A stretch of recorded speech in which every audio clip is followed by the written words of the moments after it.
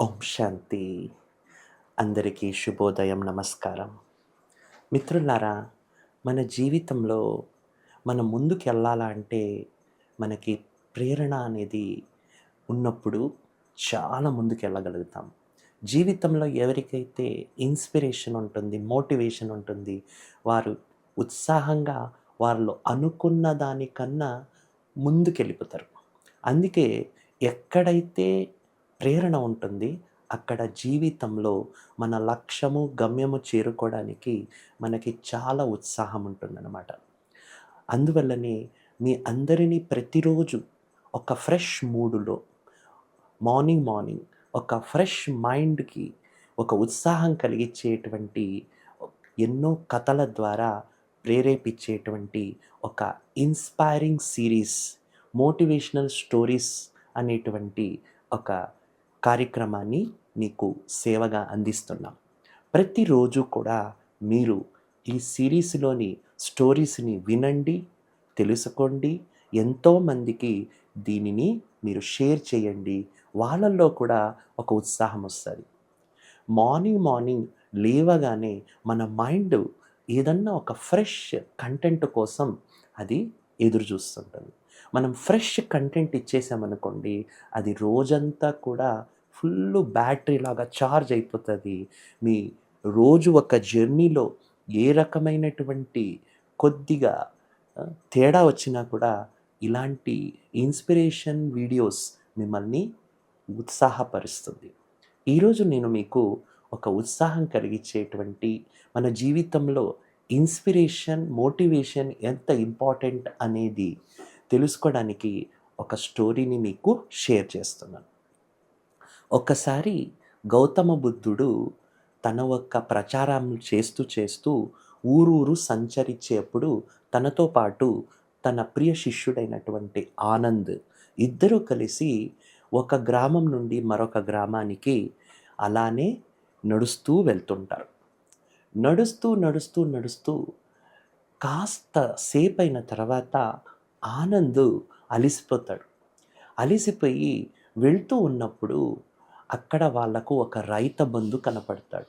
ఆ రైతుని అడుగుతారు, "మేము వెళ్ళాల్సిన గ్రామము ఎంత దూరం ఉంది" అంటే, "ఖేది చాలా దగ్గర వచ్చేసింది. ఇంక 2 కిలోమీటర్లుంది" అని చెప్తారు.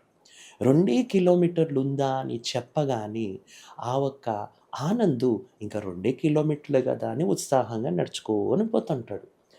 వెళుతూ 2 కిలోమీటర్ల పైన వెళ్ళిపోతారు. వెళ్ళిపోయిన తర్వాత మరొక అలానే పోతూ ఉండగా వాళ్ళకు ఒక బామ్మ ఆహ్, కర్రల మోపు పెట్టుకొని వెళ్తుంటుంది. "మేము ఎళ్ళాల్సిన ఊరు ఎంత దూరం ఉంది" అంటే, "ఇంకేం బాబు వచ్చేసింది. ఇంకొక కాస్త దూరమే" అని చెప్తారు.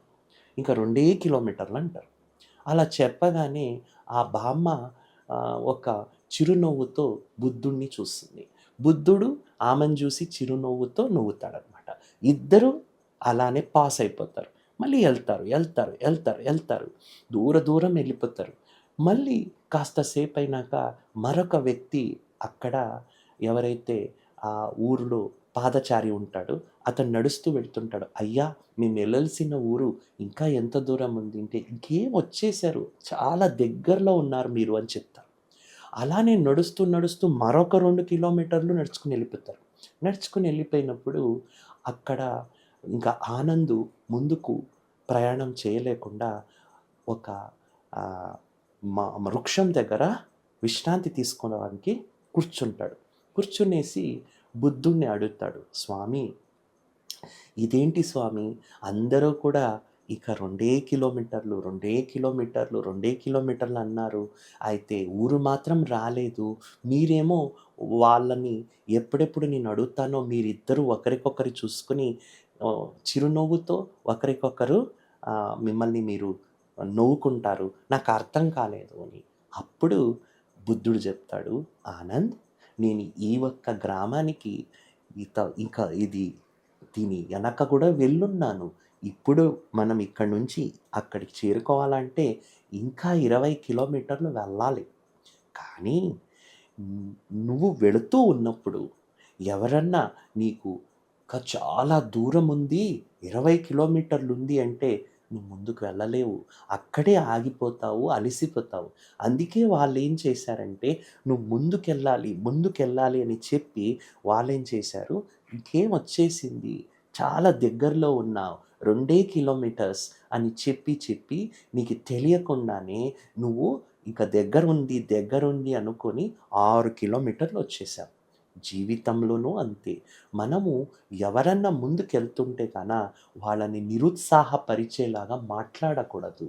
వాళ్ళని ఎప్పుడూ గూడా మనము చాలా దూరం ఉంది, నువ్వు వెళ్ళలేవు, నువ్వు చేరుకోలేవు, నువ్వు వెళ్ళడం కష్టం, ఇలాంటి మాటలు జెప్పావంటే వాళ్ళు ఉత్సాహంలో ముందుకెళ్ళలేరు.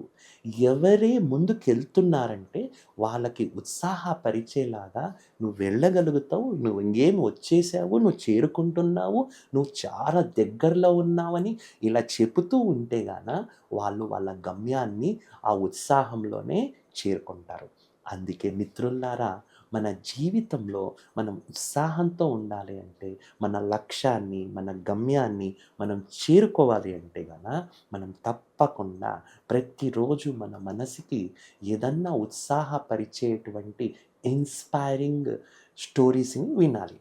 ఇక ముందు మీకోసం మేము ప్రతిరోజు కూడా కొత్త కొత్త ఇన్స్పైరింగ్ స్టోరీస్ ద్వారా మీ లక్ష్యాన్ని, గమ్యాన్ని చేరుకోవడానికి మేము మీ తోడుగా ఉంటాము. మీరందరూ కూడా ఎప్పుడు ఉత్సాహంగా ఉండాలనేదే మా యొక్క శుభ సంకల్పం. మీ అందరికీ కూడా శుభం కలగాలి. Thank you.